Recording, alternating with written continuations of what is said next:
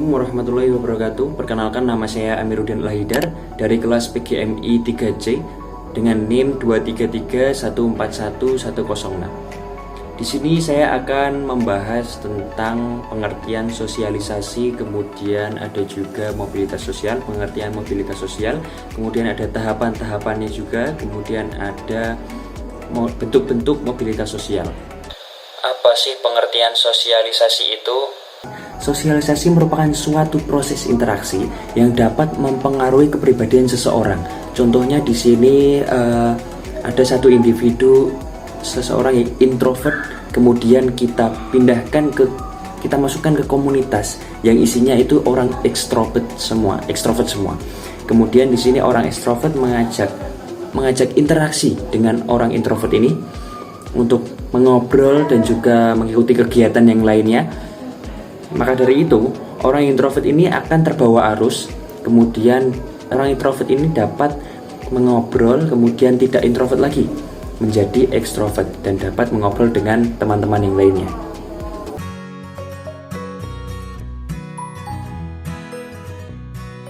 Ayah sedang apa? Oh, ini naruh beras jumputan. Beras jumputan itu gunanya buat apa? Ayo anak-anak, minum dulu. Itu salah satu simbol gotong royong di Indonesia. Juga membiasakan keluarga kita menabung.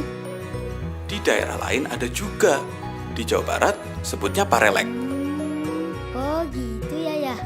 Membangun jembatan dan pindahan rumah pun, masyarakat Indonesia selalu bergotong royong. Semua daerah punya kebiasaannya masing-masing. Tapi intinya sama, gotong royong. Gotong royong adalah budaya kita. Nah, kemudian tujuannya dari sosialisasi ini apa sih? Tujuan dari proses sosialisasi ini adalah untuk membentuk individu yang bertanggung jawab, kemudian produktif, dan dapat berdampingan dengan orang lain secara harmonis. Mobilitas sosial itu apa? Mobilitas sosial itu berasal dari bahasa Latin mobilis yang berarti mudah dipindahkan. Mobilitas sosial adalah perpindahan individu atau kelompok dalam naik ataupun turun atau hanya berpindah tanpa status anggota kelompok. Menurut KBBI, mobilitas berarti kesiapan untuk bergerak. Ini menggambarkan bahwa mobilitas sosial adalah pergerakan perubahan status antara anggota masyarakat baik secara fisik maupun sosial. Kemudian di sini tahap proses sosialisasi ada 4. Yang pertama di sini ada tahap persiapan atau preparatory stage. Tahap ini dimulai sejak lahir. Individu mulai mempelajari dan meniru perilaku orang di sekitarnya. Anak kecil sering meniru tindakan orang tua atau orang dewasa tanpa benar-benar mengerti maknanya. Contohnya di sini anak yang sedang lahir atau bayi. Di sini meniru ibunya atau ayahnya bilang mama atau papa, kemudian anak ini meniru bahasa tersebut papa atau mama begitu. Kemudian di tahap kedua di sini tahap meniru atau play stage. Pada tahap ini anak mulai memahami peran orang lain dan meniru peran-peran tersebut seperti bermain ibu ayah atau main keluarga-keluargaan ataupun profesi lainnya, main dokter-dokteran atau jualan, berdagang begitu. Ini adalah tahap di mana anak mulai mengembangkan kesadaran akan berbagai peran sosial. Kemudian yang ketiga di sini ada tahap siap bertindak atau game stage. Di tahap ini anak mulai memahami aturan sosial yang lebih kompleks.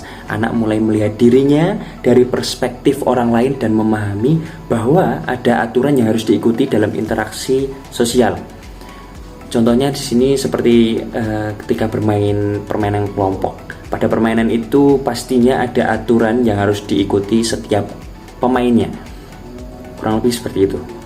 Kemudian di tahap yang terakhir di sini tahap penerimaan norma kolektif. Di sini mereka memahami harapan masyarakat terhadap perilaku dan peran mereka, serta mulai mengambil keputusan berdasarkan kesadaran akan tanggung jawab sosial. Memasuki tentang mobilitas sosial vertikal. Mobilitas sosial vertikal adalah perubahan status sosial seseorang dari suatu kedudukan sosial ke kedudukan sosial yang lain yang tidak sederajat. Contohnya di sini mobilitas sosial vertikal terdiri dari dua macam, yaitu mobilitas sosial atas dan mobilitas sosial ke bawah. Untuk mobilitas sosial ke atas, yaitu kenaikan status sosial individu atau contohnya di sini kenaikan pangkat dalam pekerjaan seperti dari staf menjadi manajer. Pada mobilitas sosial ke bawah yaitu penurunan status sosial individu, contohnya kehilangan pekerjaan dan tidak dapat menemukan pekerjaan baru yang setara. Mobilitas sosial ke bawah ini dibagi menjadi dua. Yang pertama, contohnya di sini turunnya kedudukan individu-individu ke kedudukan yang lebih rendah derajatnya. Kemudian yang kedua di sini turunnya derajat sekelompok individu yang dapat berupa disintegrasi kelompok sebagai kesatuan.